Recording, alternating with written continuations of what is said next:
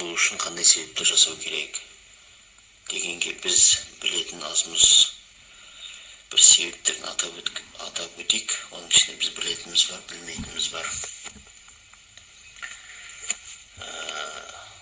Зиян нәрселер берілсе, мысалы солардың ішін айтсақ, балықты шекілей берсе, шек қарында солай берсе, мысалы тазаламай.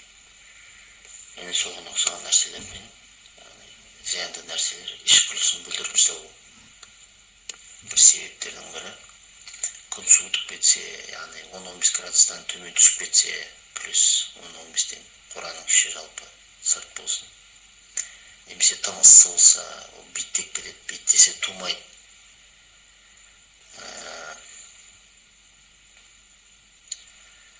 Және яғни сен бағып отқан тауығының уақыты келді ме, біреу 6 айдан, біреу 7 ай, біреу 8 айдан тууы мүмкін. Породасына байланысты, жеген жеміне, климатына, әртүрлі жағдайлар әсер етуі мүмкін да. Немесе тым жас болса, яғни тумайды.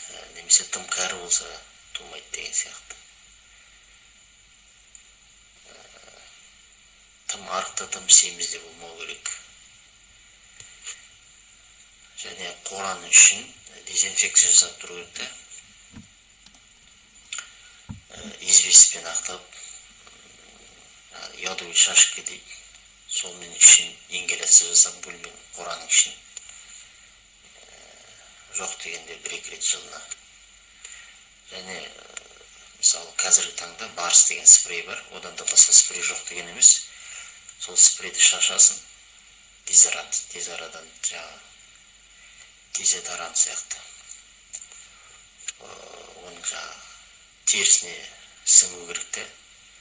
2 қолтығына және құйрық жағына шашады. Терісіне сіңейді. Шамамен 1 айға жақын бейт, және соған ұқсаған жәндіктер жақындамайды делінеді. Қысқасы жайлы жағдай жасалады.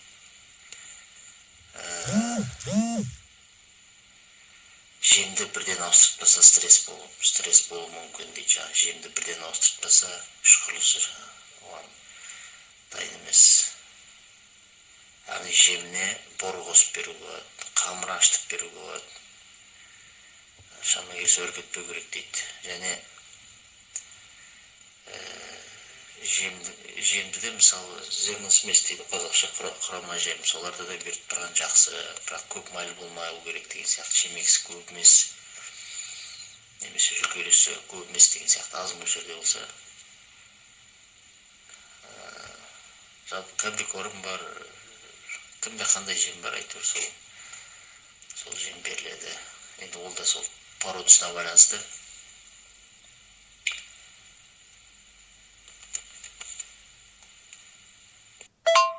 Және линка дейді, жаңылмасам түлей деп айтады бізде, қазақшада. Түлей кезінде де тумай қалады. Балапандардың өзі ол құстың несіне байланысты, характеріне байланысты. Қаз, мысалы, қазір ұмытып тұрмын, қаз немесе бір тауықтың өзінің уақыты бар балапан кезде переходной возраст сияқты да, сөйтіп айтуға келе ма, келмей ма, білмеймін. Бір балапан кезінде бір 2 ай ма, 3 айда ма, сондай түлейді, линка болады. Жаңа қаздарда болу керек, тауықтарда да анықтау керек қашан болатын. Әйтеуір сол болатын шығар, жаңадан өсу кезеңінде линка болады дейді. Ол да жаңа сол породасына байланысты болуы мүмкін. Сосын жылына, есейген құстардың жылына бір рет сосын линка болып тұрады, мысалы. Жазға қарай ма, күзге жақын ма, яғни түлей болып тұрады, сол кезде тумауы мүмкін.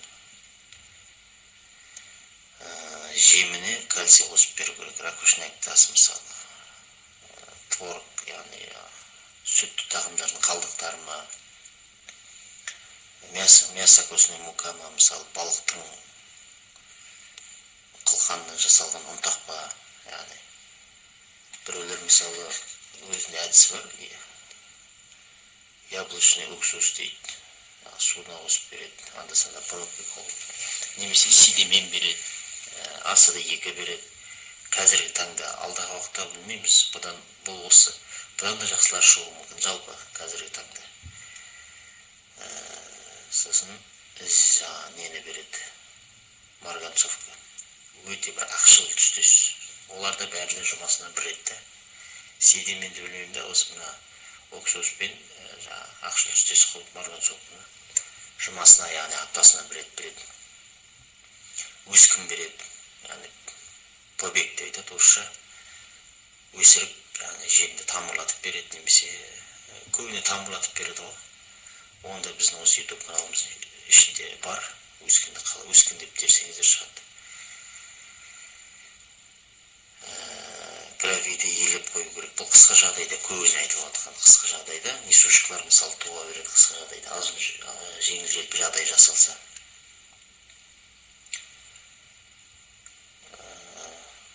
Сосын яғни ағаштың күлі дейді. Мысалы ағаштың күлі.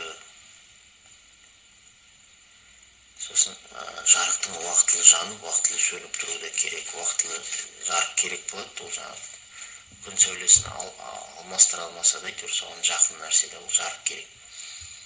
Ол да бір әсер етеді делінеді. Және уақытылы сөну керек, ол уақытылы демалу керек. Жағылмаса 17-15 сағат деген болу керек. Яғни жемнің құрамында белок дейді, жаңағы протеин дейді, лизин дейді, анау қысқасы. Сондай элементтер болу керек. Сондықтан айтарымыз, ауырып ем іздегенше ауырмайтын жолды ізде дейміз. Яғни ауырып немесе дұрыс қарамай, оны тумайды деп мән беріп жүргеннен гөрі ол туу үшін барлық себеп жасау керек та. Осы аталғандардың, яғни біз білетін, біз білмейтін дұрыс болған, яғни тәжірибеден өткен нәрселер жасалу керек та осылай. Немесе тәжірибеден өткен адамдардың ақылы бойынша шамы келсе солардан алған жақсы. Олардың қатесі аз да өткені. Білмейтіндердің не көп қатесі көп, өзіне айтып жатқанын білмейді. Сондықтан осы барлық себептерін жасайтын болсаң, содан кейін барып күтсең, нәтиже иншалла Аллахтан болады. Біз себепке бұйырылғанбыз ғой, нәтиже Алла Тағаладан. Енді қатты мән беріп кетудің де қажеті жоқ та. Немесе мүлдем қарамай тастап қоюдың қажеті жоқ. Жалпы дәрі. Витамин болсын, дәрі болсын, байфокс дейді, анау дейді, мынау дейді, жетеді ғой. Сосын осы группада біздің балап инкубатордан бастап, жұмыртқа алудан бастап, инкубаторға салып, және өсіруге дейін жеңіл желпі, қысқа нұсқа, яғни құсқа керек болған основной видео картинка осы YouTube каналымызда бар. Қарасаңыздар болады. Бұл біз барлық нәрсені атап өттік, және біздің айтқан сөзімізде бірде-бір қате жоқ деген сөзіміз. Жалпы қора деген енді жайлы жағдай жасалу керек қой. Жарығы бар, құрғақ деген сияқты, таза деген сияқты. Яғни комбикорм болмаса, яғни құрама жем, яғни зерносмес болмаса, қарапайым жемге қосып берген кезде, сол жаңа премикс дейді, рябушка дейді, соларды қосып беруге болады. Өзің жаңа несімен, мөлшермен. Сосын сол қысқа жағдайда айтқанымыз, мана жақсы жем, тұрған жері жақсы болса, жемі жақсы болса, яғни қысқа жағдайда жоғарыда айтып кеткендей кальцийді түр-түрі бар айттық.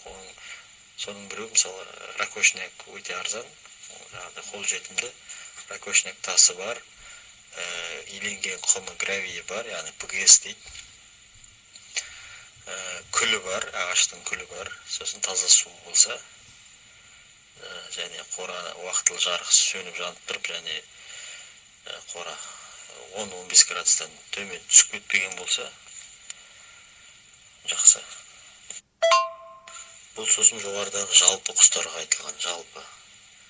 Кейбір құстар бар, кейбір құстар жекеше подход керек болады да оларға, жекеше күтім деген сияқты. Біздікі основной просто айтылған. Яғни негізгі жалпы, яғни новайды. мен үтір нүктесіне дейін әрбір породага жеке тоқтала алмаймын. Жалпы жаңадан бастағандарға бір әйтеуір бір алыс болса да бір жалпы түсінік қалыптасын деген мақсатта да.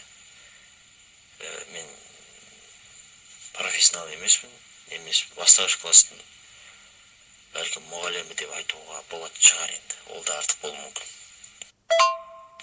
Бұл енді алдын алу шаралары ғой. Аурудың алдын алу шаралары және сол туу үшін алдын ала жасалатын себептерді.